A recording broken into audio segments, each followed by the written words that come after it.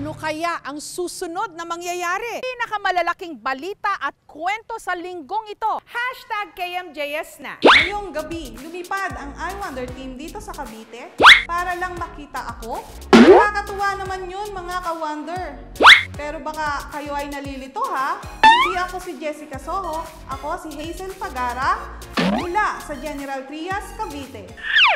Baka wonder, baka mapa KMJS na yan kayo ha? I wonder po ito. At ang nagsasalita, ang graduating student na si Hazel. Noong nakaraang linggo, nag-viral ang kanyang graduation picture sa social media. Bukod kasi sa witty niyang linya, Di umano, madali lang daw sa course na to. Kaya dito kami lumipad ng aming team. ang kanyang hitsura talaga namang mapapa, is that you, Jessica?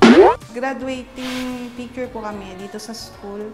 Pagkatapos po naming mag-makeup, pagtingin ko po, kamukha ko si Ma'am Jessica, kaya yun po yung sinabi ko dun sa nag-makeup sa akin. Natapos na po yung picture, na-post po ng classmate ko po, tapos po nag-viral po siya. Ang mga nakakita sa look ni Jessica, walang ibang masabi kundi KMJS na yan.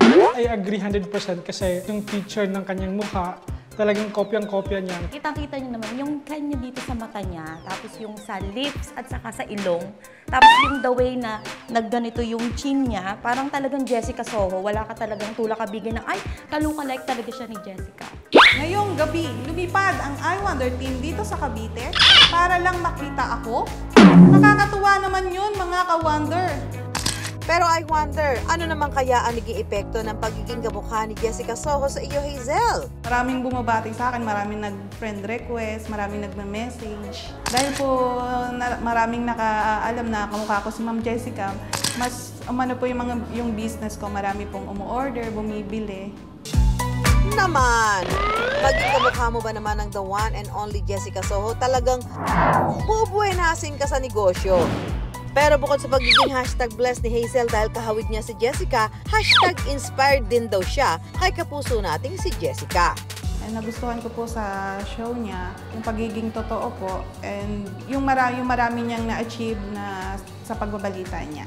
Kahit gaano kahirap po yung buhay, tuloy pa rin. Tulad nga po ng kwento ko po, 35 years old na, nakapagtapos pa rin po ng college. Teka, ano naman kayang hatol ng original na Jessica Soho sa kanyang ka-look-alike? Hi Hazel, may ka-look-alike daw. Oo nga, no? Medyo kawig tayo. Parang magaling yung nag-makeup sa'yo kasi magkamukha tayo. Ba? At nagre-report ka pa talaga, Hazel, ha? Gusto mo palit tayo?